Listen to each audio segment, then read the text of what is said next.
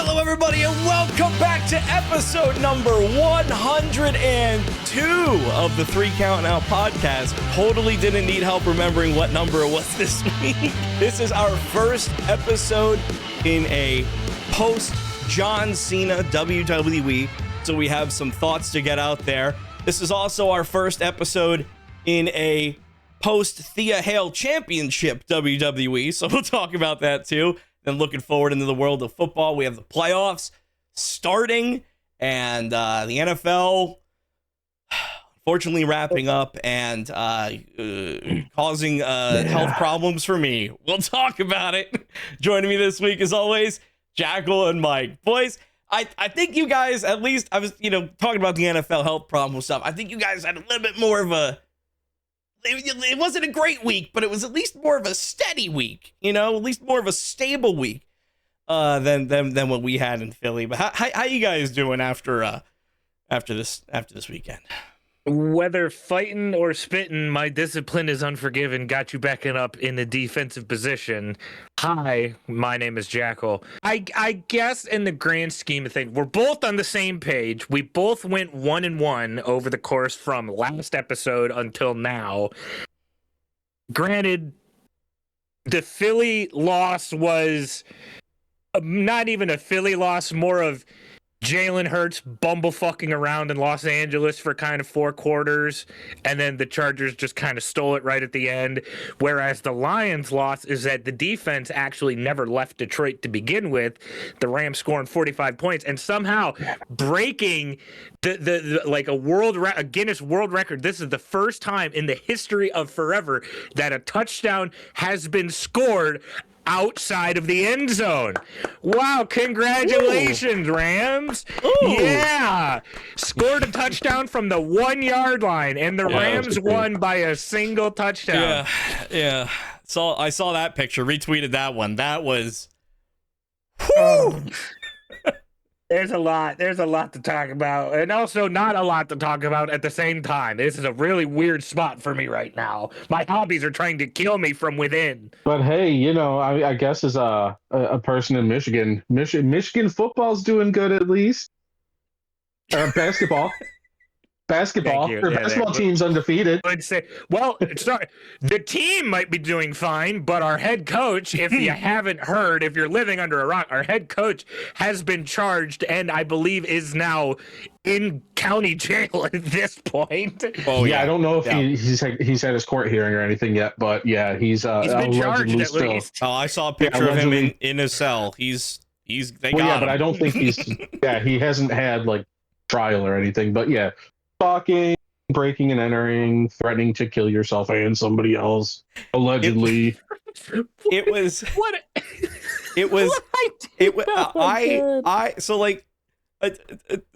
love of my life, Dandy Dragons. I give them like updates on things because there's some shit that happens that's just so crazy that I just have to tell somebody. And I was just walking into their office, and anytime I walked in, they were just like, what happened now? What did he do now? What's happening now? Oh, joining us this week. Never mind. All right, we'll cut that part out. There you go, asshole. Oh, Jesus. There we go. Are we football or are we wrestling? I gotta know which way to bitch. Sharon Moore. We're Michigan. We're talking about Sharon Moore right now. Okay. OJ Simpson's going wild. Let's go, baby. Right. This whole time while news was coming out too, where it was in, I believe, the police report where he had a knife and was threatening to harm himself. I thought this whole time it was like a machete, like a big fuck off, like katana or something or other. And it's a butter knife. There's a butter knife. It was a butter knife? He was threatening to like slit his own throat with a butter knife. Yeah. I thought it was a kitchen knife. A butter knife.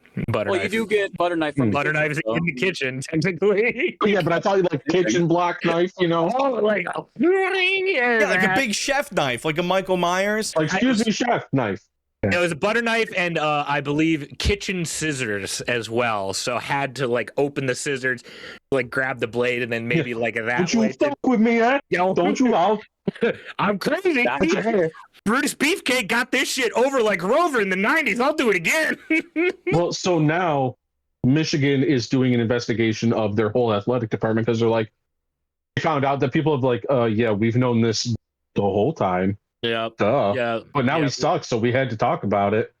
And it's like, well, also known that Sharon Moore was caught DMing OnlyFans models during halftime of the game. Mhm. Our biggest So game that's why you lost. of the biggest game of the season. Sharon Moore is going, I know we're losing, but let me see them feet pics real quick.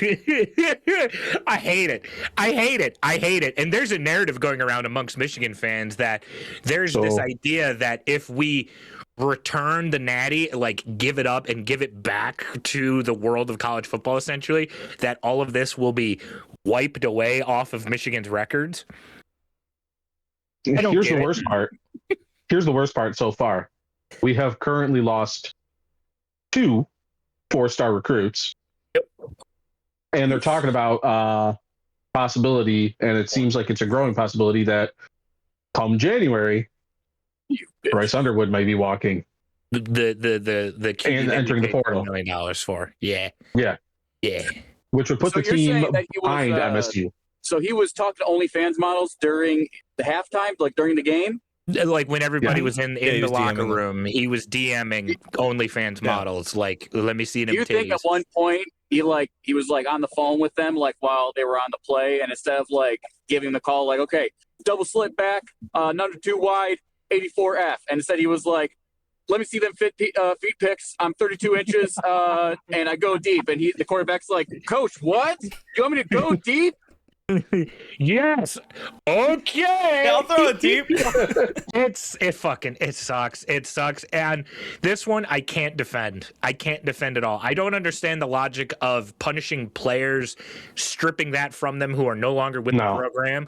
However, I do understand repercussions and punishing Michigan football going forward because of all the cover-ups that the athletic program did to try to be like, hey, let's maybe like keep this under wrap until everybody's signed and then release it so we get our play. That's fucked. You can't do that. Yeah, that's where it gets shitty. That's No especially because they scandals waited here. until after the deadline. Like they waited specifically for that reason. That is fucked. Yeah. As someone, a very publicly outspoken Michigan supporter, I can't. That's undefendable. That's fucking nasty. So regardless, Michigan is without a head coach. The head coaching search is. They have Biff. Thankfully, big man Biff in charge of the program. Yes, Kevin, the bully from Back to the Future. You know. Wait, really? Yeah, Biff, Buff, whatever his name is, I don't remember. It's Tannen. It's Biff. Yeah, Biff Tannen. Not the same actor though. This guy, the guy from the movie, ripped, chiseled like Jock. The Biff at Michigan, a fat old dude who don't wear sleeves. Same difference. Yeah, Bill Belichick. Regardless- Bill Belichick is busy at his girlfriend's cheerleading competition. Not a joke. Actual fact. Yeah. Oh Boy. That also needs to be investigated. I understand we're both Want consenting. to feel grosser? She's 24. Anyways, Michigan's getting ready to play for Cheez-Its, which is a part of bowl season. She definitely closes her eyes, right? Oh, I don't think I don't want to think about any detail of that at all. Nasty, Kevin. I'm just saying, there's no way she doesn't just close her eyes and pray to God it's someone else. Are you done yet? Oh! You said it first. Yeah, I know, but then you did the visual. Regardless, Michigan is playing for Cheez-Its this weekend at the Cheez-Its Citrus Bowl, which is a part of bowl season. Cheez-Its are good, man. Cheez-Its are good. It's a good accomplishment. And do you get a whole Penn trophy State's filled with Cheez-Its? right? Mike's got it already. He's already won. Jewels, by the way. Look at that. Yeah, I already won. Already here. You should be the head need coach. I hear there's an opening.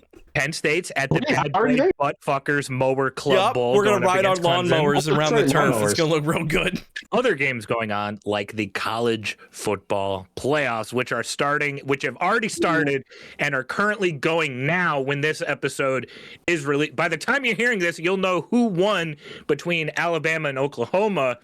But first, now it's actually, I'm really happy that Kevin's here because instead of doing pick'ems, we made a little prediction earlier this year. Sorry, more so, I forced you all to make a prediction earlier this year. In our way too early college football predictions, I asked each of you to name me 12 teams in which you think, starting off with Mr. Mike. I bet none of us had James Madison. Well, you'd be surprised. You'd be surprised. All right, first off, Mike, Ohio State. Notre Dame. Oh.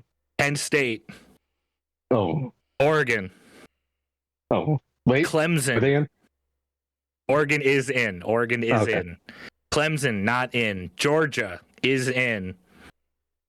Texas, not in. Alabama is in. LSU, not in. USC, not in. Michigan, not in. Rounding it out with Miami. You nailed Miami. You got Miami right. There you go. That's fine. You got a little less than half. Oh, you got the Cena. Oh, there you go. Mr. Air, you predicted Ohio State, Texas, Notre Dame, Penn State, Georgia, SMU, Oregon, I lost count. Army, UNLV, Indiana. I put some long shots in there. You got Indiana. Indiana. There we go. South Carolina, and you too also predicted Miami. Yeah, safe bet. Here's mine. Mine, unfortunately, is the worst. We're saving the best for last. Don't worry. If Kevin had the best, Wait, what? You'll see. Ow! You'll see. We're doing. My first pick, Michigan, Penn State, Texas, Georgia, Oregon, Ohio State, Notre Dame, Arizona State, SMU, Toledo, Rutgers, and Virginia Tech. Well, because we talked about the sweet action that was going on. That is true. That is true. Toledo got its ass blown out by Western Michigan, so it would have ended up being no action in the playoffs, unfortunately. So I got two. I got three. I got three. My bad. Yeah. Fire guy Kevs, Mr. College Football himself.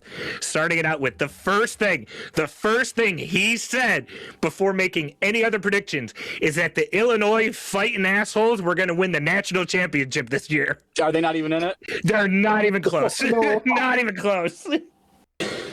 Okay, that's fair. I have it here. Illinois fighting assholes wins. Followed up by Wake Forest, which I think was a part of the game show that we did.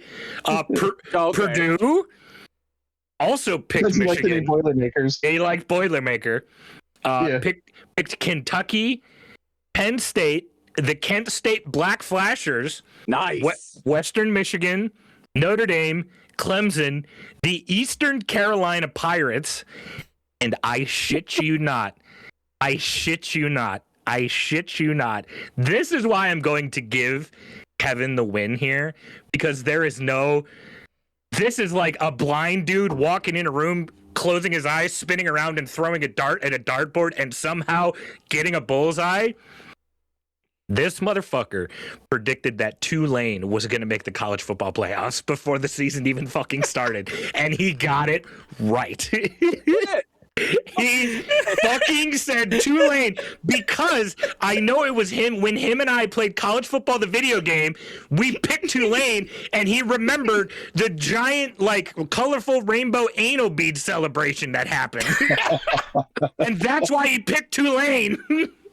He called them the Tulane butt plugs, for God's sake. Even a broken clock is right twice a day. It is. So I'm going to give that prediction win over to Fire Guy Kev. I'm going to give that one like fucking 15 points. I did it. I'm going to go buy a lottery ticket. There you go. Yeah, That's the way. I just won $30. Luck, I'll get like one number right. Ooh, there you go. $30, Mike? I won $30. Oh shit! Very Don't nice. show the code. Hey! Outside of our own predictions here, we'll actually take a look at the bracketology, if you will. Whereas the first matchup that will have already happened by the time this episode airs is going to be number 9 Alabama traveling to Norman, Oklahoma, taking on the Sooners Friday night at 8:00. Realistically, the winner of this one will move on to face Indiana. Then it will start out with Texas and Miami. at 12 o'clock on Saturday. So while this episode is airing, the winner of that will move on to face Ohio State. After this match will be the Tulane Green Wave taking on Ole Miss at 3:30. The winner of that will move on to face Georgia. And prime time, for God knows what reason, is James Madison traveling all the way out to Eugene to take on Oregon. Good. If you ever want to know why, go on Twitter. Look at what these two teams have been doing. It has been the best part of bowl season so far. Those two teams on Twitter have been incredible. James Madison has been having the time of their life being in the bowl season. They're just happy to be here. They could care I less love what it. happens. It's the best thing I've seen. I wish more teams did this. Because we're just going to get in right into the predictions real quick. And I, for once, am actually going to speak for the three of us here. I'm going to make group. Sorry, I'm going to speak for the four of us here, and I'm going to make a group prediction using my seniority, my presidential say here. You're right, Jam. You wins the whole thing. James Madison will win. Yeah, JMU for the Natty. Our group predictions is we do not fucking care as long as it is not Ohio State. Fair? Anybody but Ohio. Please speak now or forever hold your pee. Anybody but Ohio State could care less. Just not Ohio State.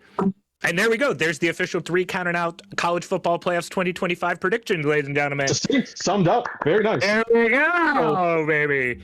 That dude from Vandy, huh? That's going into the pros? That's that right. Guy. To round things out of our college football predictions here, we predicted, me, Mike, and Era all predicted the records for the respective teams. And unfortunately, the Penn State predictions did not go as planned. Because across the board, Mike predicted Penn State to go 10-2. Era predicted Penn State to go 10-2. I predicted Penn State to either go 10-2 or 11-1. Unfortunately, not close. Not close. Yeah, I would have been real happy with a 10-2. Would have been real happy with an 11-1. Instead, we get to ride our lawnmowers through a bowl game. I don't like this angle. You've had some choices, Kev. This is a day in the life of Fire Guy Kev. There we go. I'm walking around. The Are you at least at home now? It was a green screen.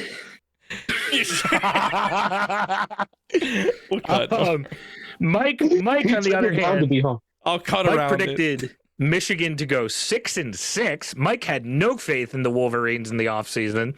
No, because that last season was booty cheeks, and this season looked like it was going to be booty cheeks too. Very fair. Yeah. Era predicted the Wolverines to go 8-4, whilst I nailed it, getting the Michigan prediction exactly at 9-3. Did you also predict the head coach going insane? I did not predict Sharon Moore going full O.J. Simpson in the offseason. Although if I did, I probably wouldn't be in Michigan right now. I would be somewhere tropical and sunny doing the podcast from there because I would know a lot more in this world. Very fair. That is the end of our early predictions. We did not that much this year, and someone else that didn't really do that much was the Detroit Lions defense when they too went out to SoFi Stadium and lost on the same field that the Eagles lost on a couple days beforehand. Don't worry, if we're both going to lose, we'll both lose in the exact same fucking spot, apparently. It's got to be something in the field. It's got to be. I didn't know if I was going to make a podcast, so I told Jackal this already. But at least for us three, don't feel bad because we got to witness history. We, for the first time ever, witnessed a touchdown at the 5-yard line. 1.5, 2. History. 1.5. Close enough. We have no injuries in the linebacking core right now, correct? Yeah. No injuries on the defensive line. No. Yeah, no pressure on the quarterback. No. I mean, runs were getting 20 yards, 10 yards, 15 yards. Yeah. We're supposed to have this dominant defensive line. We just signed a guy for $135 million, something like that. Thank God he got an interception that ultimately didn't really mean much. Watching that white boy run was rough.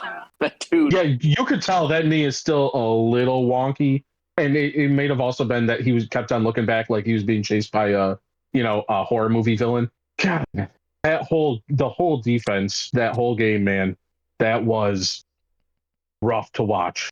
You said horror movie villain. It was just Stafford. He was just like Stafford. You see Stafford with those veneers? It's scary. He probably did smile. He was like, that was like,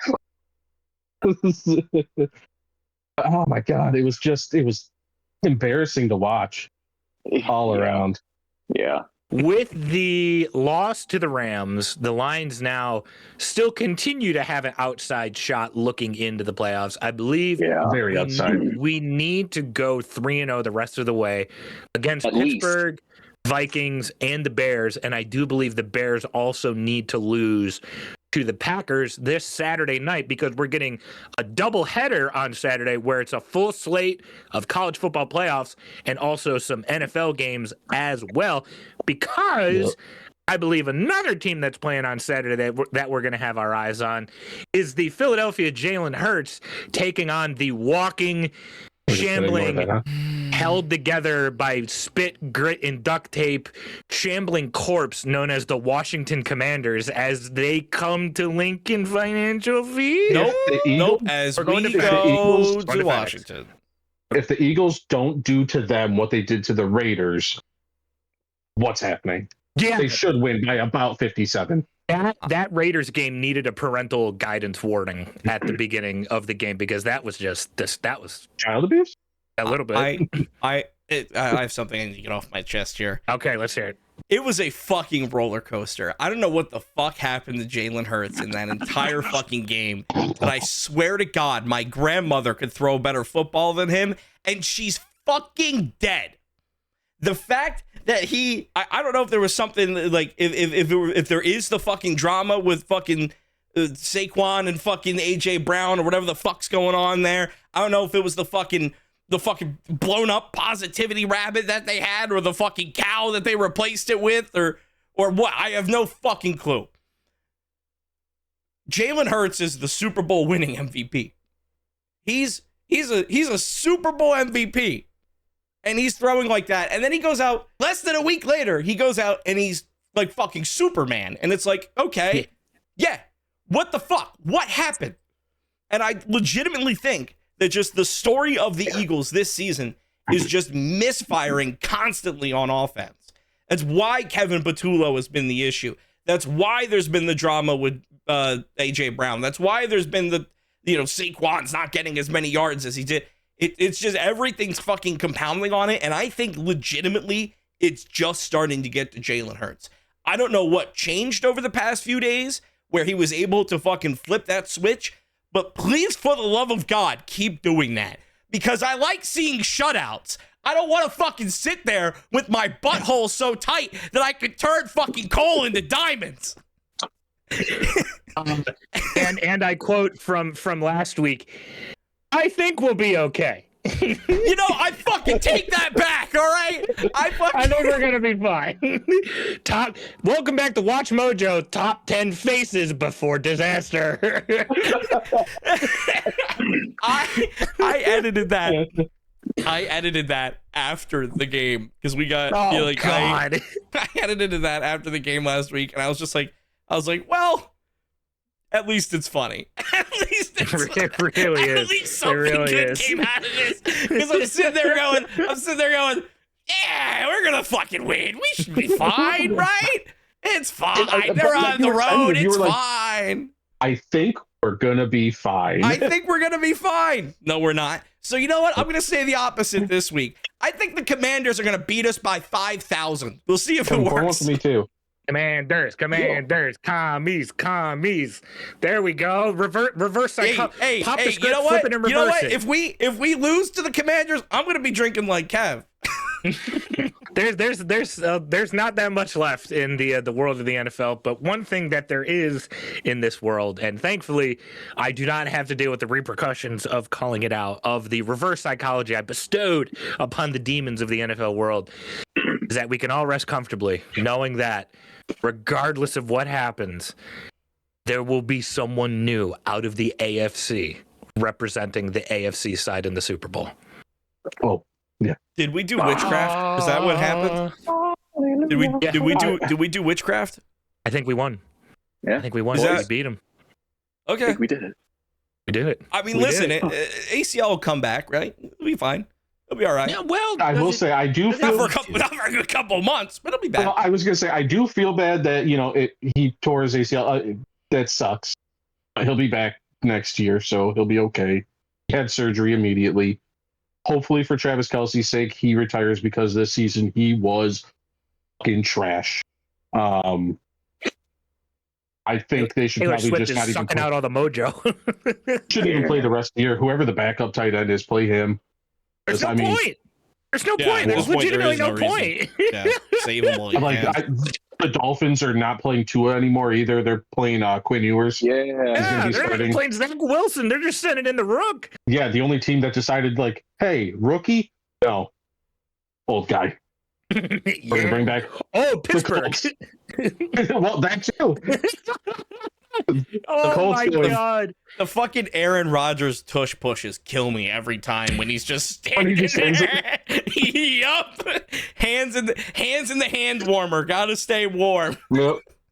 And then just the They're down. then just the Fuck, and man. the fact that we got to go up against that this week, God darn it. just But- hit I him. wanna say I'm Just hit worried, him. He's but- standing still. He's open. Hit him.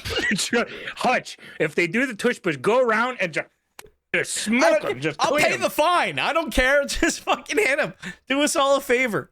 He wants to go smoke ayahuasca in Brazil anyway. Ooh. I wish that Phillip Rivers would have joined him, unfortunately, because that did take away our opportunity to see Tyler Warren come in for the Indianapolis Colts and do a little bit of quarterback play for him, because I think at this point anything would be better than what the Colts currently have going on at quarterback, because Well, so is Riley Leonard that bad? Because I don't remember him in college, like, at all. Is he that bad that they're like, no, we're starting Phillip Rivers for a second week? It's like, I don't fuck the kid. think that Riley We're not- Leonard is bad per se. I just think that he still has lingering injuries, question mark, because old man, even older man Winter, Phil Rivers went 18 for 27, only 120 yards for 1 touchdown and 1 interception. Granted, they have Tyler Warren and Michael Pittman Jr., and that's it for Not- offensive weapons, really. Not much. Yeah. Old man Amir Abdullah in the backfield, Jonathan. I mean, you have JT, but when a team is going, oh, we just have to stop that guy because they don't have a quarterback. Not much. Yeah. It's really not much. And of course, Anthony Richardson's eyeball like self-exploded in the offseason or something. He's still sitting on the sidelines going, Coach, I need to come out. I need to come out, please. Well, apparently he's off the IR now. Oh, well, they're not going to play him with 3 games left in the season, because I fucking hope not. I do believe if they do that, then the Colts will be even more further removed from the playoffs. He'll need a nap mid-game anyways. Who's currently in the lead for first round draft pick currently? Giants, right? Is it still the Giants? I think the Giants right now have, Okay. because they lost. They did lose to the Commies, yeah. Okay. Yeah, the Giants are 2-12. Let me see if I can find. I think the draft Jets order. fucked themselves out of the first round or out of the first spot, but they're already talking about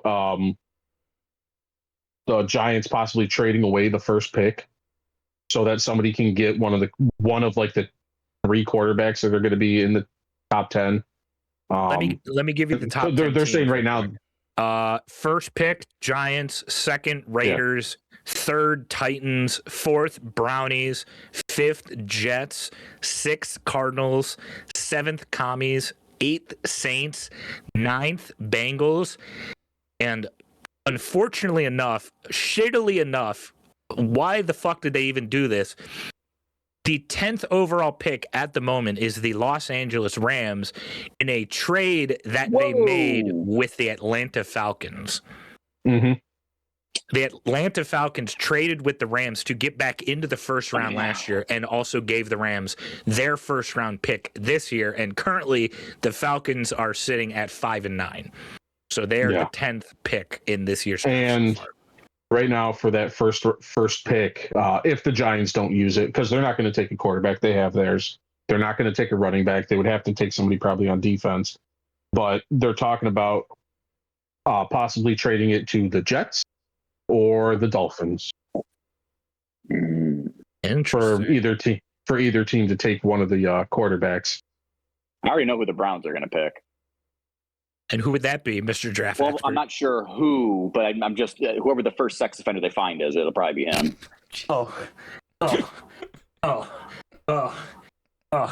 Okay. Hey man, I'm just saying. I didn't do it. I want to talk to you. You're not wrong. You're not wrong. You know what? That Kevin's probably, if they didn't pick Shedeur Sanders, realistically, I could see the Brownies taking Diego Pavia in the first round, the reincarnation of Johnny Manziel. Apparently, the Jets are really fucking high on him. The and that Jets dude are going to take Pavia? Oh, my God. Okay. Diego Pavia, by the way, is a 5'9" fucking quarterback who is an asshole. And he's just a piece of shit too. He's vanilla midget Johnny Manziel. That's all he is. He's gonna get in the NFL, get his ass rocked, and get the fuck out of there. It's so like the Heisman ceremony was this weekend, and nobody fucking paid attention to it. Who cared? The quarterback from Indiana ended up winning. I couldn't even tell you the fucking dude's name right now. It's not Fernando. He's right. Or no, I believe that is Fernando. Yeah, and if you look at his stats compared to people last year, the year before, not even in the same fucking ballpark. He didn't do much. Like this is the weakest Heisman game I've seen in the last 10 years. Diego winning the Heisman. Right about here. Hey, Kevin, do you remember when Joe Burrow was in college? Does that name sound familiar? Yeah, he plays for the Bengals. Joe Burrow winning the Heisman's like off the screen in comparison. Like that's the big of a talent gap right here. Yeah, it really is. Like they're talking about these quarterbacks like they're going to be the next coming of, like all-time greats.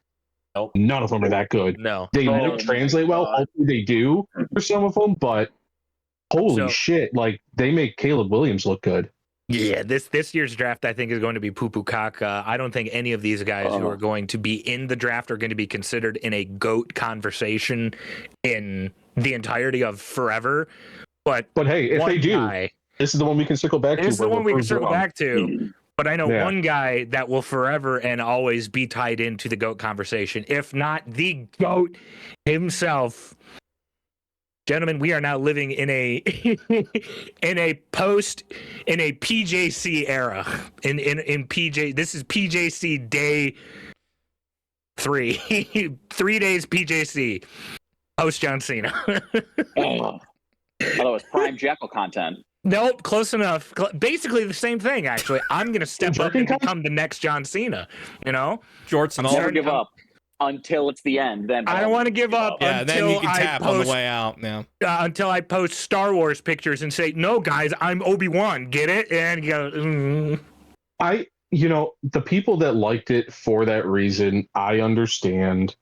They were like, well, he finally could give up because it was his final. That's why he's happy. I was like, no. So it's what they're teaching us is don't give up until you want to. Exactly. And then just go ahead and give up. It's not never give up. It's don't give up unless you're just not in the mood anymore. Yeah. Don't give up unless you're in a rear naked choke for 5 minutes. Yeah. It wasn't even good. Don't want to do it. Just give up. Don't give up. Just give up. Oh my God. Just tap. The whole character I had the whole time, it was fake. I can give up. It's fine. I can give up all the time. He did. If things do get too hard, just give up, kids.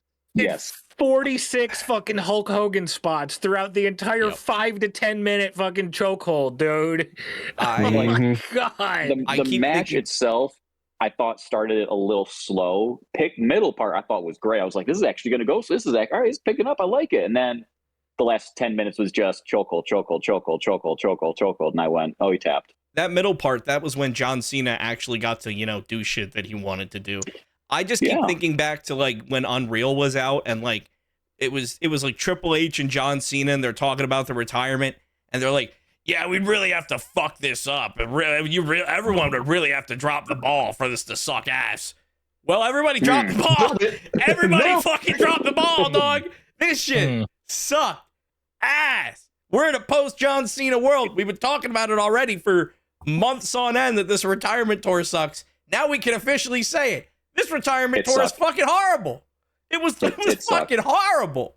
And the tapping at the end is what fucking gets me, because his entire thing is like, well, you have to fucking take me at my, I'm going to tell you the truth. I'm not going to lie to you. Blah, blah, blah, blah, blah. Hustle, loyalty, respect, never give up. And then tap at the end. Yeah. Like I would, even if you want him to lose, which I get, it's Cena, he passes the torch, whatever. Yeah. Have him pass out. He doesn't give up.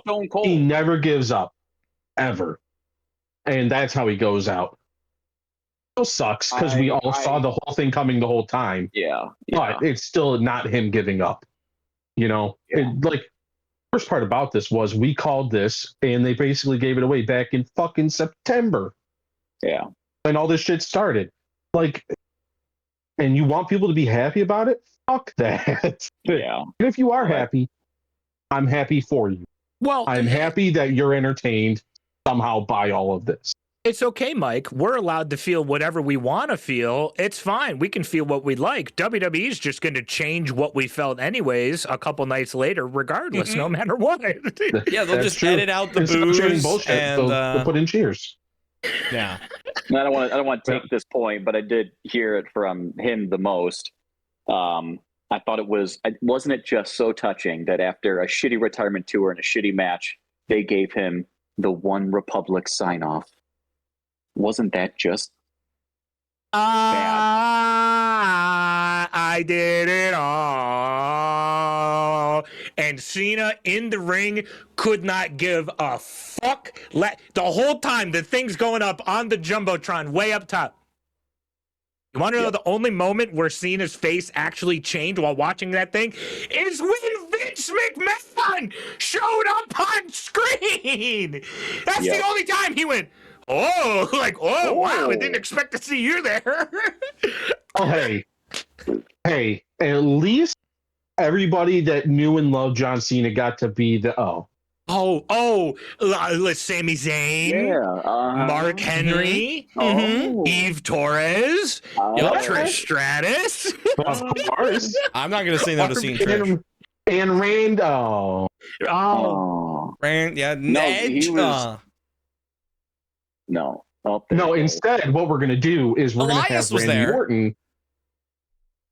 Get him a ticket. Because of all the times Elias and John Cena interacted.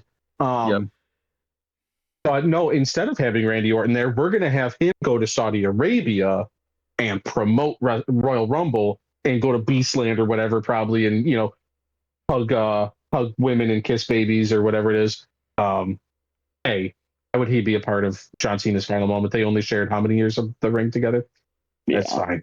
Even the Miz segment with Joe Hendry, it felt fucking added in last minute. And Jackal, you were saying during the show that they got had cleared for overrun or whatever. So I'm assuming they probably threw that in last minute and they went, I don't know, who's the three most entertaining people we have backstage? Miz, R-Truth, and Joe Hendry. Yeah, people will love that. Go out there. Go do whatever. Which, by the way, R-Truth did not miss a fucking beat on that gimmick. Well, he's R-Truth. He's never gonna. Whole gimmick. I agree. It did feel genuinely last minute, just go out there. I don't know. You got 30 seconds. Go. I personally hate it. It bugged me that Joe Hendry said you can't see me 5 feet away from the Miz. It looked really awkward. And then I don't know about you guys, but you got to have when you do a side slam and you throw the guy against the ropes and you're gonna catch him. Usually you're kind of this, and then you catch him. He was just this, and the Miz just come went, here. Oh, yeah. It was just so telegraphed. It was so gross. I was really hoping you were going to commit to the bit. I was really hoping. Let's buy the phone.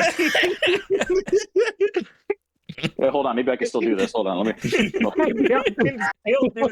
Don't break something. Here we go. The wrestler will demonstrate the wrestling. Yep. Wait for it, and the Miz just went.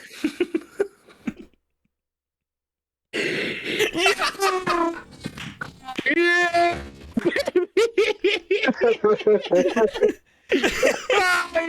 still got it. You still got it. I can still wrestle. Oh, Taco Fest better watch out. Get him in the fucking Fed, baby. Let's I go. wait till he goes to work tomorrow going, I fucking pulled I something last pulled night. Oh, my crack. Oh. That's my issue with everything. It just felt so disjointed. Like the night itself even felt comparable to the actual retirement tour. Like Cody Rhodes and Obafemi, when everything actually got going, and it's like, oh, okay, here we go. Drew McIntyre runs down and runs in and interferes. Like Solruka and Bailey really felt like they had no chemistry together, and it was kind of clunky, and it still was only 2 minutes long. The tag match was really just sort of 30 seconds of high spots, and then it was just sort of over. Like, it just felt like there was no plan. It was so disjointed, and I felt that was comparable to the whole entire heel run, where Cena has been coming on these. He's also been showing up on these podcasts, where he was talking to like Chris Van Vliet. He went on the Pat McAfee show and other podcasts, and Cena is very media trained, where he sort of does these very roundabout sort of nothing answers. Interviews. He could talk his way through a blowjob. Yeah, it really could. He could also like figure out a way to get out of it too. I don't know about talking himself through it, but I mean, no, talking around it. Talking around the blowjob. Yeah. He talks about blowjobs. It's a thing that people do a lot, and but it's in the past, and I'm a guy that doesn't really enjoy living in the past at that moment. Past me loves that, but we shouldn't dwell on what could have, Jackal. Right. Answers. Could you imagine a media scrum and it's just him and Jalen Hurts? The answers that would happen. Oh my god! You would get the most nothing answers ever. It would be the dumbest fucking thing anybody's ever heard. It would be a conversation about fucking nothing. We asked 100 questions, didn't get one answer. A single actual concrete We're answer. going to get an answer, but then we ran out of time. No. All right. So I believe it was on, I want to say it was McAfee, where one of the guys did ask a question in regards to like, it really felt like there was a pivot at some point throughout the heel run. No. And Cena did. That was like the one thing that he confirmed, is that there was a pivot. He didn't say what the pivot was about or what it was, what it was going to. Night one. Obviously, it's nice to get a concrete answer from this balding motherfucker. Like, okay, so when Elimination Chamber happened in February, Dwayne and Travis Scott were there ready to go.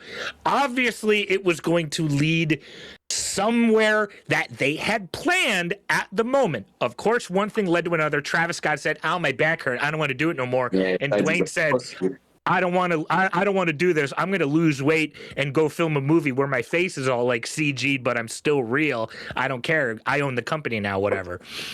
I would love one day, now that this is all said and done, Cena's no longer going to be an active performer. He's still going to be there. He's going to show up at Mania, and everybody's going to lose their minds because he's like, oh my God, he said he'd never come back. No, he just said he'd never fucking fight again.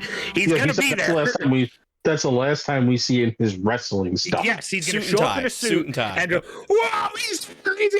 Nope, he's just not going to fight. Now that it's done, I would love for him to just sit down. It doesn't need to be a tell-all interview, because I know he's never going to do that until he's like 80 and really kind of fiending for money. Maybe. Who knows? Some answers coming out about the past year of wrestling that we just went through at some point would be great.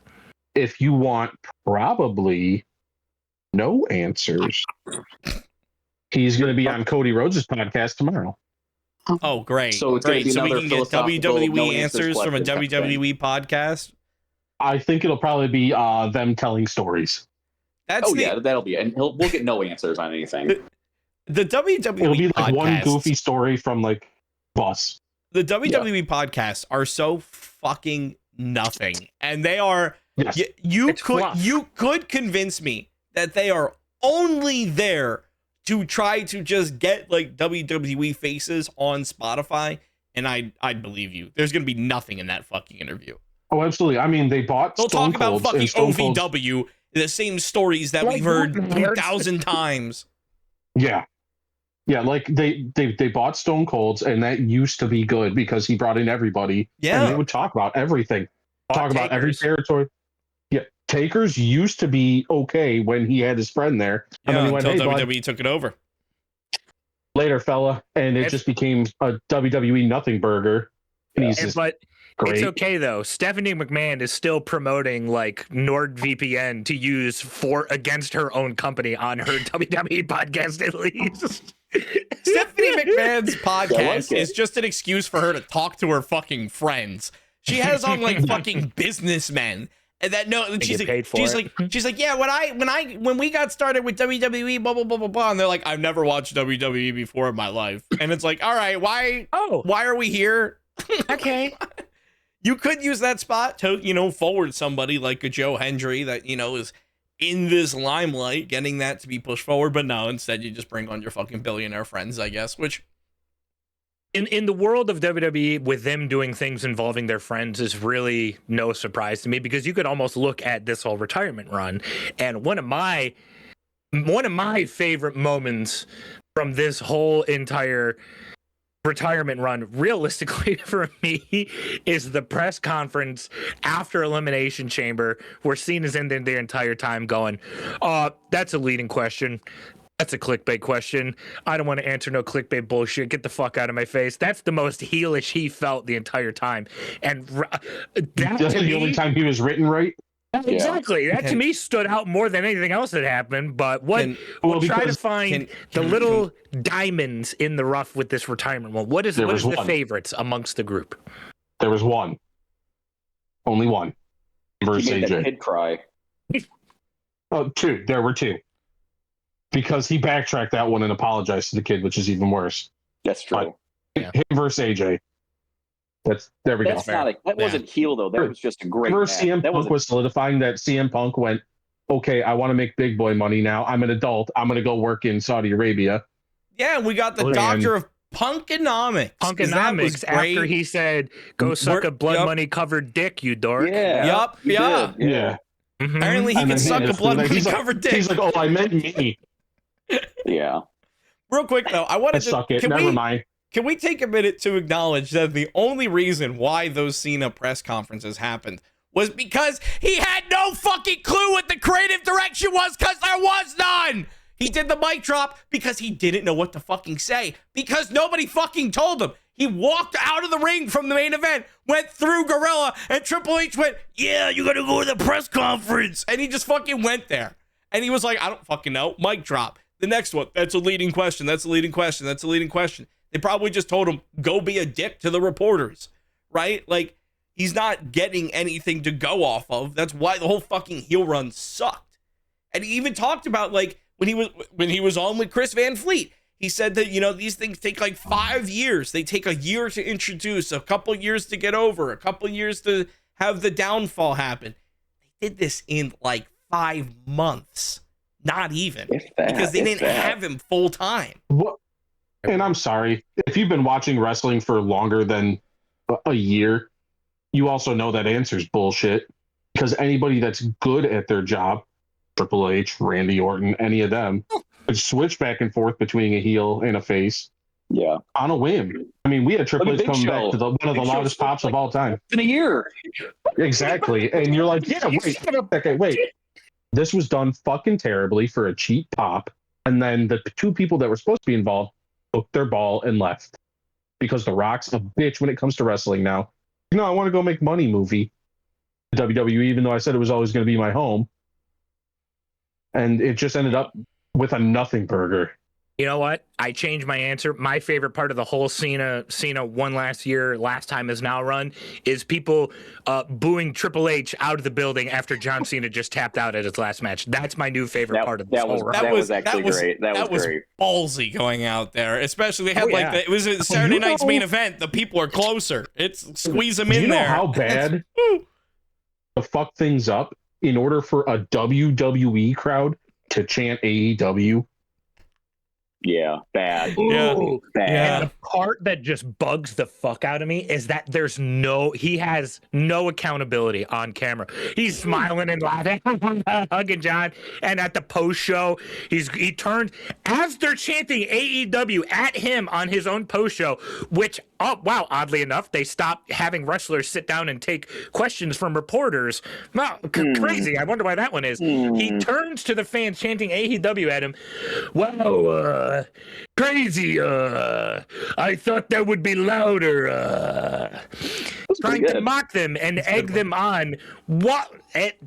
There's no count. Like, he can do nothing wrong in his own eyes. Never. He just started a whole new era 2 days ago, man. He can't do anything wrong. He's too busy with the new era he started. If I had a fucking nickel every time there was a new era in WWE started this year, I would be able to afford a front row ticket to WrestleMania. It's been every fucking week that it's a new era, it's new this, new that. Dog, just because you have like somebody new coming up to the roster doesn't fucking mean it's an entirely new era. Yes, WWE's in a period of transition right now where your John Cena's and your Randy Orton's and your AJ Styles and your Brock Lesnar's are all looking at leaving. There's going to be people that have to step up into that role. You can't fucking say it every 2 goddamn weeks because Jesus fucking Christ, man. No, like the person that's going to step up is skinhead Austin Theory. It's perfect. Apparently he's just going to be a jobber. Oh. Is he? It's not going to go anywhere. I liked him being the masked man as long as it was going somewhere. Because he was, before all that shit happened where he got thrown into a tag team and just kind of, in limbo or whatever. But like before all of that, with his main Grayson Waller, he was still popular. He still has fans, and I don't know how popular he is now because that was no fucking pop when he took that mask off. Yeah, everybody knew. Well, yeah, and that's the thing is that they literally identified his ass. Yeah, they literally ID'd his ass. Are you serious? No, we're not kidding, Kev. He was like, that's a Theory ass if I've ever seen one. Okay, and it was the same. It was the same fucking group of people that did the same fucking thing for the MJF mask storyline when he was wearing the devil mask. Yeah. And they went, oh, he's fucking caked up. That has to be MJF. Yeah, I know that ass anyway. I know who that is. Listen, I'm not upset. I want to be recognized somewhere by my ass. Mm-hmm. That's his goals, dude. I'm upset. I'm upset that it was spoiled, but I'm not upset that that's how they did it. Huh? By my calves. When I played football, I got recognized by my calves. That was a highlight for me. Was that before or after Goldberg threw you over his shoulder?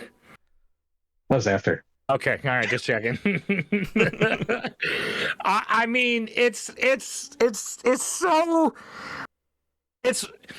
a weird era that we're going into now, according to Triple H, because it's still this month-long dead period. Just TKO.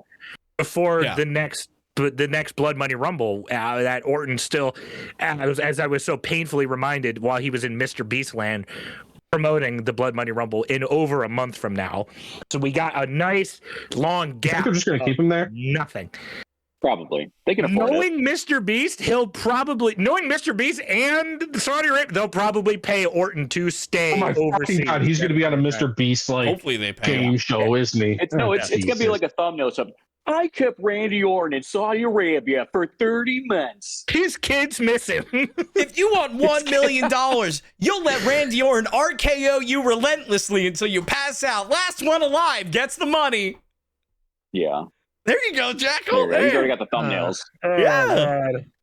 Oh, I hate it. This whole thing, it just feels like we stumbled into an accident. No. The accidents are like the what? accidents are in Okay. Florida. The accidents are in Florida. You went somewhere Hey. differently. Fucking A. It's okay, guys. I got it. I was taking a drink of coffee. Segue. Accident. Like what happened? That Tuesday? journalist was innocent. Kevin needs to be around for the he's a little bit more. Jesus Christ. Is that not the accident we're talking about? No, actually. It involves a No, we're talking about Thea Hale knocking the wind out of Blake Monroe and winning the NXT North American Women's Championship. There it is. Oh. There it is. Better. How close to being the same. You It's were essentially the same this close. Yeah, knocked the wind out of her, and apparently her hip was covering the shoulder. Ref counted 1, 2, 3. Oh. And we now have a champion when they have, and I quote, weeks of televised matches completed and weeks of storyline completed so that people could have Christmas off. And now they have to be like, Oh, fuck. This was such a problem that NXT had to change their policies to require all talent to stay the entire length of the show. Mm-hmm. They've caused a company-wide change because of this botch. Now, the referee is not the problem here, right? Like they're told, call it like a shoot. That's 1, fine. 2, 3. Yeah. Her shoulder was not Otherwise, up. you end up with goofy stuff like 1, 2. Yeah. No matter agree, the what, ref should no matter always what, count 3. people would be complaining about the ref. No matter what. Yes, absolutely. Why not just keep the title on Thea Hale? Why not just give her a little bit of a run? What's Roll wrong with with it. that? Wait, exactly. Roll with it. Roll with it. It's one real thing that's happened that everybody knows is real. Roll with it. She won a title. Congratulations, you're a champion. Now fucking defend the thing. And if you want to take it off her in 2 weeks, it looks a lot better if she's been defending it every week doing it. Yeah. You know what sucks is I think, and it's unfortunate because she's fantastic in the ring. I think they have zero confidence in Thea Hale. Oh, I think they did not want her to don't win give a this. shit about her, which is unfortunate because she's so much better than so many of the other people they have, and they're just like, meh. And in my opinion, the J and Jackal actually stands for NXT. I feel like the mid-card title is supposed to be that sort of like build someone up, like, okay, you're kind of got your baby steps here. Let's actually get your feet up under you so you can kind of get some momentum going forward. Because we already know what the violent lesbian can do. Let's just cut out the middle ground here and get the violent lesbian up to the main event scene for the women's title. Like, let's see this as an opportunity to actually maybe, I don't know, move forward. It's so frustrating because legitimately, in plans for an event coming up in a couple months from now, Fire Guy Kevin and I have been talking, and I posed this question to him. It's the old office quote of like, how do you know you're in the good old? I wish you would be able to know you're in the good old days until the good old days were already gone or something or other like that. I legitimately feel like, Era, you were there live and in living color to vividly see either the good old days coming to an end or the beginning of the end of the good old days. Because call it jumping the shark, the end of the good old days, whatever the fuck name you want to slap on it. I feel like everything that this company has produced has gone downhill ever since Cody pinned Roman 1, 2, 3 in the middle of the ring at WrestleMania 40. I agree. And when we talked about this earlier, he was like, that's the decline. That's when it happened. I think the decline started way before that. It was a slow, mind you, it was like a slow decline, but I do think that is the pinnacle moment. That is the rising action. Ever since then, it has been nothing but downhill. It's been TKO taking over. It's storylines, it's Cena's retirement, it's everything. I believe WrestleMania 40 is the period at the end of the sentence. I believe that's when this new era started of, it's not WWE anymore, it's TKO. And I feel like this decline It's WWE TKO. Yeah. Yeah, and I still feel like the decline was coming before then, like we'll say around the merger, even a little before. You could even say like Roman's whole like reign kind of is kind of when you maybe noticed a little bit of it. But that, I believe, is the absolute end of what WWE was. We are officially a TKO company now since WrestleMania Philadelphia. Well, I think it shows how invested Nick Khan is in his own company when he's talking about fucking boxing. Yep, boxing. Yep, that's what's important to WWE, him. no, I want to bring in more boxing. Bring boxing into the spotlight. Well, because he knows he bro. can charge $5,000 for a front row seat to a nothing Monday Night Raw in Hershey. By the way, I looked. That's what they were going for. Thousands of dollars for a front row seat to Monday Night Raw. Great church guy fucking peanut ass. And here you go. I want to put this out there right now. Like, again, if you go back to when we started this, we started all of this speaking highly of WWE. Mm-hmm. We were talking about how good they were doing. We were talking about the fact that AEW needed to figure some fucking shit out because AEW was just kind of farting around. We had the Learning Tree Jericho. We had all these people that were just kind of doing nothing. Yeah. AEW seemed like it was just heading in the best trajectory possible. It seemed like they couldn't do anything wrong. And then you can tell they really started. It seems like they're getting ready to be like, hey, who wants it? We don't care about it anymore. We have our toys. I don't want this one. Meanwhile, AEW's doing shit better than they ever have. They still have some wonky stuff. Of course, every wrestling company does. But right now, they're putting on a product that is miles above what WWE is putting out. And it's just AEW because it still feels like shows. a wrestling company, and TKO now feels like a company that has wrestling. I think, and that's the thing. It stopped even being wrestling entertainment. We don't even have that anymore. Sports it's and just, entertainment. They've stopped caring about their own product, and it shows.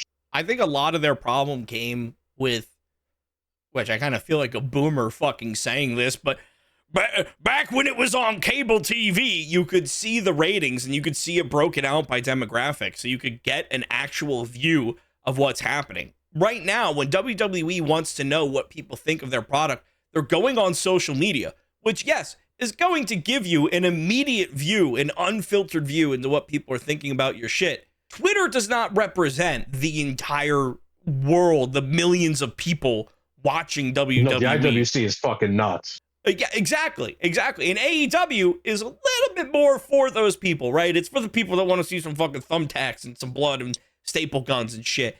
And that's fine. It works for them. But WWE, they have a lot more of a holistic view. They want to be for cable TV, and they're not getting, at least as far as I can think of, they're not getting or not looking at their cable TV ratings. Because everywhere I hear, they're down. And it's just, yes, streaming numbers are up, sure. But all of the ratings that I have seen are down. And it's like, how are you going to take that and actually change something? Because, Mike, like you were saying, the tables have flipped where WWE TKO is preparing WWE most likely for a sale. And AEW is, in my opinion, looking to do probably more global events like the random Dynamite that they have in England tonight, because why not? You know, like right now we got Mox against Roderick Strong. Right, and they're a worldwide company going to the same markets that WWE has. And yes, they're putting in some smaller shows. They may not always be filling every seat in the house, but they're still doing amazing shows in these same markets where people are saying like, oh, the international crowds suck, blah, blah, blah, blah, blah. The international crowds for AEW are not WWE international crowds. And yet they are the same towns, essentially. Yeah. And like that is the difference between these companies, is that one is a lot more receptive to their actual prime demographic, and another one is just treating this like fucking My Rise and looking on Twitter every week and going, oh, they want a Joe Hendry spot. Yeah, I guess we could put him in Saturday night's main event. I didn't even think about putting Joe Hendry with John Cena. How the fuck? What do you mean you didn't think of that? Like, the WWE adding things in last minute, it feels very like Vince McMahon-y, and we know we're past that era. We know that we don't have Vince McMahon making the decisions anymore. But, I mean, Triple H had to learn to book from somebody, right? I don't think he learned from the right person. I mean, before he was booking like an indie promoter. Now it just seems like they're booking just for shits and giggles. I don't know. Yeah. It seems like they don't actually have a plan. And you can say that off of Cena's whole retirement tour. It seemed like they didn't have a plan. They were kind of just like shuffling out cards and going like, sure, that works. Yeah, whatever. That works. I'm not looking forward to Royal Rumble or WrestleMania right now. WrestleMania scares me, especially because it's the same place again, because TKO is cheap. I'm not looking forward to Speed coming out at number 7, Mr. Beast coming out at 20, and the Saudi Prince coming out at 30. I'm good. If you are accurate on any of those, is there sad too, because a it's Saudi wrestler or a Middle East wrestler right now? Is Veer Mahan still around? No, he's been gone for a long time. Okay, wasn't it like Mansoor? Yeah, but he's part of Eminem. Well, I mean, yeah, he's a little busy right now, but like, wasn't he like the token? He's in MXM. Oh. Sami Zayn's probably going to win the Rumble. Let's be honest. Yeah. The Saudi Rumble. I mean, of course. March when they announced it, yeah. I think you called it before that. I think you called it when, like, we started talking about Royal Rumble. Yeah. The ultimate underdog who wins everything. The underdog. Oh, they haven't called him that in a long time. They're going to call him it again. That's all he is the ultimate. He's WrestleMania main eventer from the 27 spot. Yeah, he's gonna win at 29. Be like the ultimate underdog. He hasn't had he won. But he's at a main event in a tag match at one point. It's perfect. Well, if he wasn't the underdog, he'd come in at number 30. 29, you're the underdog. Sorry, I forgot. My bad. Good things come to those who wait has been uttered many a time. I don't know if I want to wait for those good things to come, just as much as those good things come to those who have been coming for LA Knight. When Ricochet was written off TV, he was attacked by Braun Breaker onto the hood on the windshield of a car, and then he was written off TV and shipped off to AEW.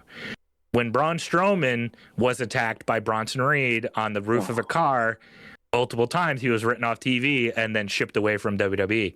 LA Knight, cooking show. Yeah, that's true.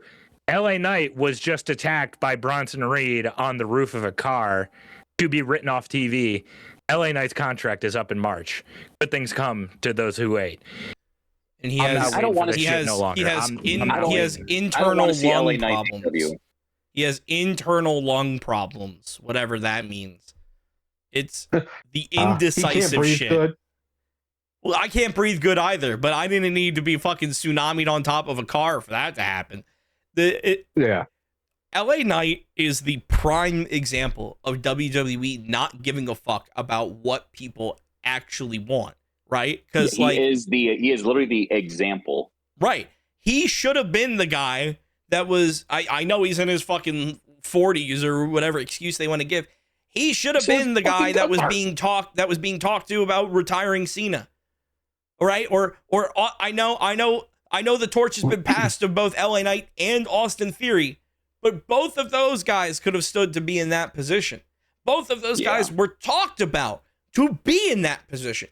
WWE showed us them in that position. They said these guys are going to be the next company guys, and instead they do nothing with it, and that's fine. No, instead we got Jey Uso.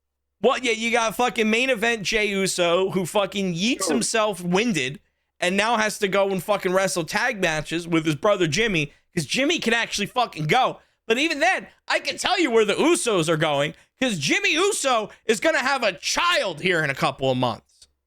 You want to know where the Usos are going? Super kick to the head. That's where that's going. Calling it right now.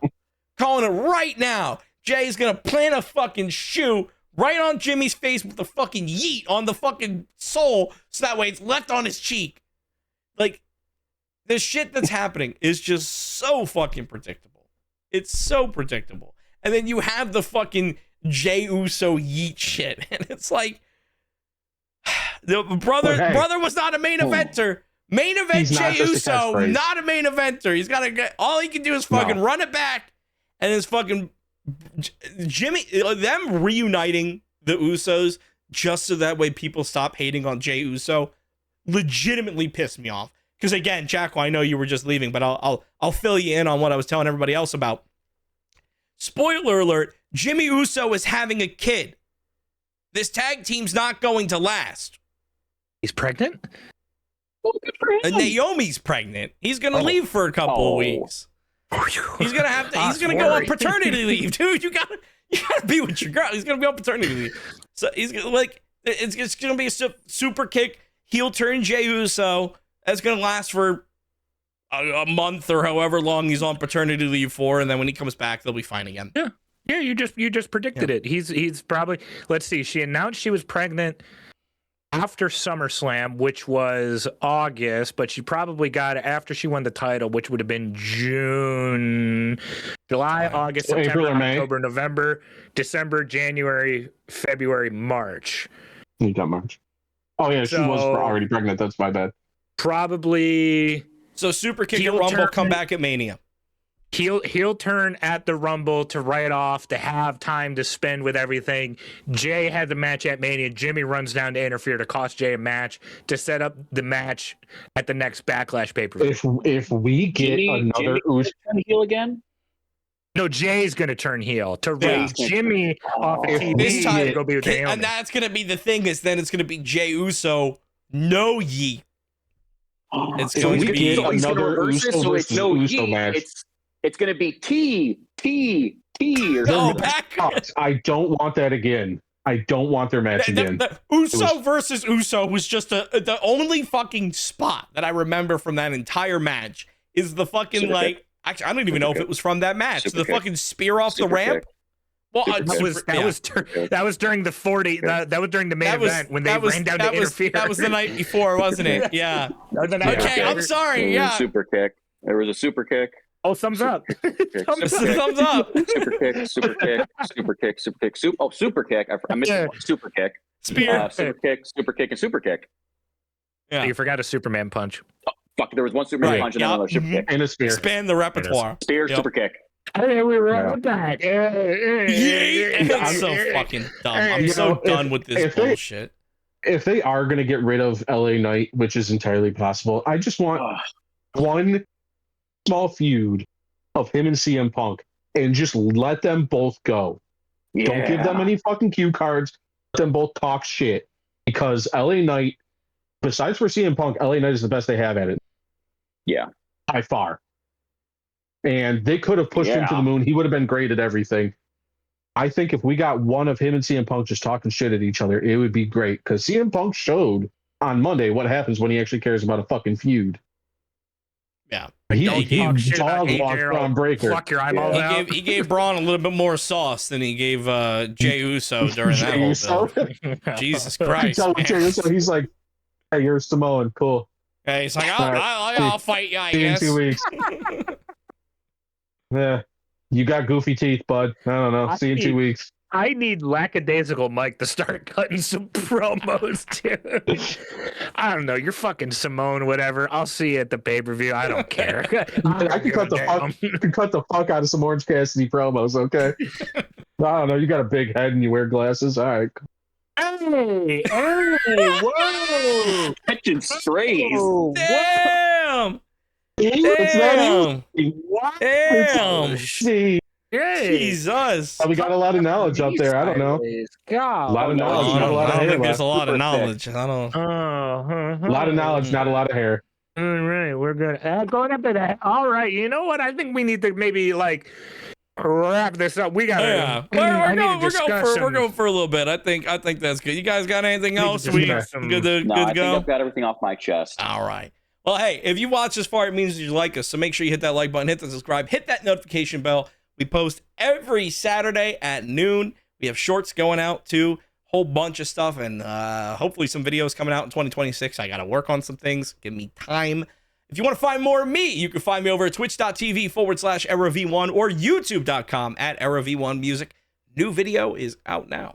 If you didn't enjoy the things I said, don't worry. Apparently, I need to go to the Susan G. Komen Learning Center for Children. But if you did enjoy the things I said, twitch.tv/JackalJoker or youtube.com/JackalJoker work just as good. If you didn't like things I said, that's okay. I'll be in Turkey with Jackal getting her hair transplants. Remember, your head swells. Your head swells when that happens, so don't be alarmed. Oh man, I'm not sure if his head could swell anymore. Come out looking like Jimmy down. Neutron on I'm the just flight fucking back. laying down. I'm just fucking... Oh, good. I'm glad he's in the frame. Cover up your privates, man. Your gooch is hanging out. So Wait, is Charlie? Charles. Yeah. Charlie Charles Penn? Penn. Charlie Penn? There we go. Close enough. It botched like Thea Hale, but it's Yeah, it's fine. it's fine. Fine. Call it like a shoot. Charles is the champion now. Mm-hmm. Charles is champion of the world.